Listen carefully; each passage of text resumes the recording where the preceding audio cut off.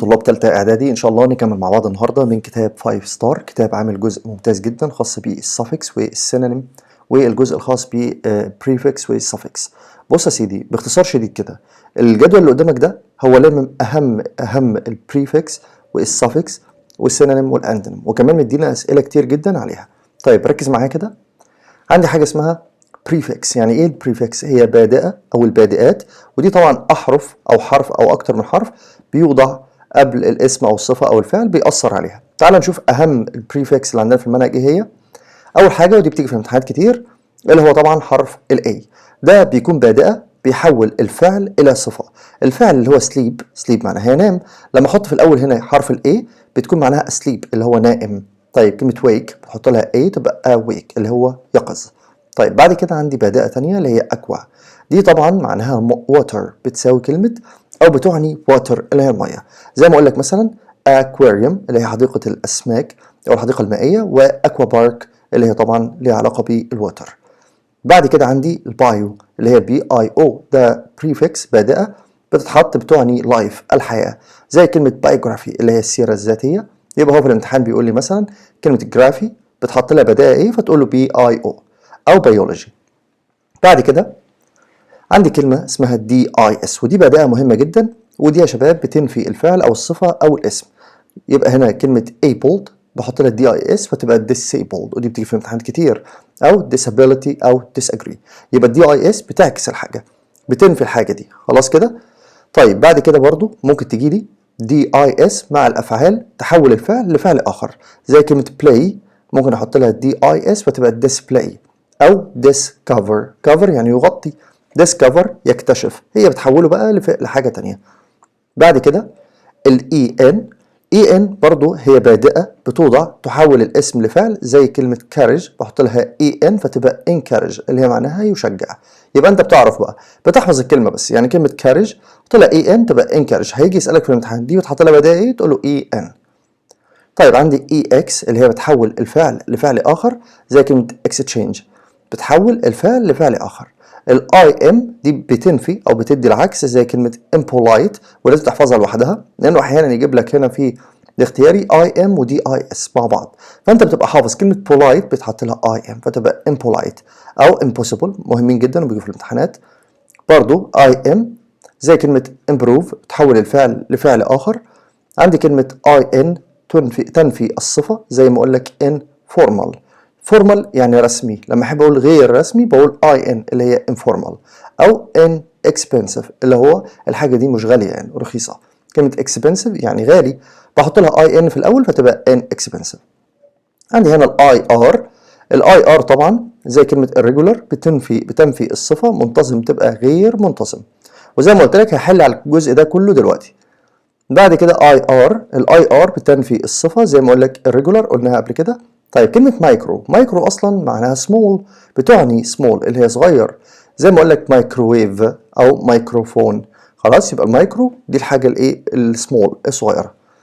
ال MIS دي بادئة بحطها طبعا بتديني كلمة mistake اللي هي wrongly الخطأ، mistake أو misunderstand يعني في خطأ كده. ال RE بتعمل again إعادة للفعل تاني، ودي مهمة جدا. ال RE لما تتحط قبل أي فعل بتعيد الفعل ده مرة أخرى، زي ما أقول لك read يعني إعادة القراءة، recycle عيد طبعا، أو rebuild. طبعا عندي كمان rewrite. بعد كده في trans اللي هي لها علاقة بالمواصلات، يعني transport اللي هي وسائل النقل والإيه والمواصلات. طيب بيقول لي في بادئة كمان اسمها UN والدي اي اس والاي ام، الثلاثة والاي ان الثلاثة طبعا بتنفي الحاجة دي. اليو ان مهمة جدا بتنفي الصفة، زي ما اقول لك unusual بتحفظها بقى كده unusual، uncomfortable، unattractive، دي كل الحاجات اللي بتتنفي ب unkind، unwell، unpleasant، unlucky، unhappy بتيجي في امتحانات كتير، unpopular، unsuccessful، uncertain، unclear، unfunny، unsafe، unhealthy طبعا مهمة جدا، unfriendly و unsuitable. كل الحاجات دي بنفيها ب UN. دي يا شباب هي أهم البادئات اللي موجودة عليك في منهج تالتة إعدادي. طيب كمل معايا كده. البادئة بقى اللي هي البريفكس، نيجي بعدها في حاجة اسمها السفكس. إيه هو السفكس؟ السفكس وهي اللاحقة. إيه اللاحقة دي؟ هي حرف أو أكتر من حرف دي بتوضع في اخر الكلمه، في اخر الايه الكلمه. يبقى انا اركز في سؤال اختياري، لما يكون طالب suffix يبقى الحاجه اللي بتوضع في اخر الكلمه، طالب prefix يبقى البادئه اللي بتحط قبل الكلمه. هو انا عندي suffix كتير في المنهج؟ لا مش كتير ولا حاجه. اهم حاجه ال A B L E، زي كلمه comfortable. comfortable يعني مريح، طبعا تحول الفعل او الاسم الى صفه. comfort حط لها A B L E. خلاص كده. بعد كده عندي suffix تاني اللي هو I B L E. I B L E زي كلمة accessible أو incredible، بحط لها I B L E في الآخر اللي هي suffix. عندي ال A C H E اللي هي بنطقها كلمة ache، دي تعني الألم اللي هو البين، الألم في الجسم. زي ما أقول لك headache اللي هي معناها الصداع، أو stomach اللي هي طبعا معناها كلمة stomach اللي هي ألم بالمعدة. بعد كده عندي suffix اللي هو ال A N C E، ده طبعا بيتحول الفعل إلى اسم، زي ما أقول لك appearance اللي هو طبعا المظهر. نيجي بعد كده على suffix موجودة عندي اللي هي CAL، مهمة جدا، بتحول الاسم إلى صفة زي كلمة historical. بعد كده برضو عندي CIAN، تكون منها اسم الشخص يقوم بالفعل. ال CIAN زي musician وmathematician. انت كل اللي عليك انك بتحفظ الايه السفكس، الكلمة اللي فيها السفكس. الاي دي تحول الاسم او الفعل الى صفة، زي ما اقول لك trusted او decorated او embarrassed او depressed. عندي EN ده suffix بيحول الاسم إلى صفة زي كلمة wooden أو woolen. بعد كده ال ER تحول الفعل إلى اسم، زي ما أقول لك مثلا seller، user، stranger، rubber، teacher، programmer. يبقى ال ER في آخر الكلمة بتحولها للي بيعمل الشغلانة نفسه، البائع اللي هو seller أو اليوزر أو السترينجر الشخص الغريب، campaigner طبعا، organizer، winner، loser، reader. يبقى بتحول الفعل الى اسم الشخص اللي بيقوم بالفعل يعني. طب امال عندي ERN زي ما تحول الاسم الى صفه زي كلمه nurser. ENCE difference تحول الفعل الى اسم زي difference. عندي ESE تحول الاسم الى صفه زي كلمه Chinese او Japanese. عندي suffix اللي هي FUL، ودي مهمه جدا، تحول الاسم او الفعل الى الصفه زي careful، peaceful، useful، helpful، colorful، beautiful، wonderful، mindful، finally، normally. بعد كده بيقول لي هنا ال ING. ال ING طبعا تكون فعل أو اسم أو صفة، زي ما أقول لك engineering أو polluting أو interesting أو amazing، disappointing، understanding، snorkeling، hearing، windsurfing. كل الكلمات اللي آخرها ING تقدر تحفظها على بعضها كده. طيب عندي هنا السفكس اللي هو ION، ده بيحول الفعل إلى اسم زي pollution اللي هو ION، direction، congratulation، suggestion. ال ISH وده خاص بالجنسية، يتكون منها اسم الجنسية أو لغة الشخص. عندنا كلمة مهمة جدا اللي هي polish. طبعا polish هي اللي عليك بس في المنهج وإنجلش. بعد كده IST يتكون منها الشخص الذي يقوم بالفعل، زي ما أقول لك artist اللي هو الفنان، أو scientist العالم، أو tourist اللي هو طبعا سائح.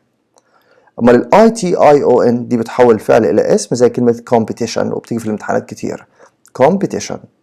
عندي IVE دي suffix تحول الفعل أو الاسم إلى صفة، زي ما أقول لك attractive أو active أو creative، تاخد في الآخر IVE. طب ال LY ودي مهمة برضو، بتكون منها الظرف أو الحال، زي كلمة recently، أي ظرف وحال آخره LY. lately، loudly، firstly، deeply، luckily، carefully، slowly. بعد كده بقول لي less اللي هي LESS تحول الاسم أو الفعل إلى صفة، زي ما أقول لك hopeless أو careless أو kindness، طبعا KNESS. طيب MENT زي تحول الفعل إلى اسم زي achievement أو pavement أو government، خلاص، اللي هي طبعا تحول الفعل إلى اسم. عندي ال NESS تحول الصفة إلى اسم زي sweetness، darkness دي مهمة جدا، weakness أو mindfulness عليك في الوحدة الثابتة، illness، kindness مهمة جدا وبتيجي في الامتحان، happiness، quietness. طيب عندي ال OR دي suffix يتكون منها الشخص الذي يقوم بالفعل، زي ما أقول لك competitor اللي هو أو spectator اللي هو طبعا المشاهد أو المتفرج spectator. بعد كده عندي suffix اللي هو OUS، ده بيحول الاسم إلى صفة، زي ما أقول لك famous، طبعا famous اللي هو مشهور، ال SHIP ده suffix مهم يتكون منه الاسم زي scholarship اللي هي المنحة أو المنحة الدراسية، hardship و friendship اللي هي الصداقة. طيب التي برضو ممكن تكون suffix لوحدها كده تحول الفعل إلى اسم زي ما أقولك كلمة complaint اللي هي الشكوى طبعا. عندي آخر suffix اللي هو حرف الواي لوحده كده، ده بيحول الاسم إلى صفة أو الفعل إلى اسم زي كلمة noisy easy healthy lucky angry windy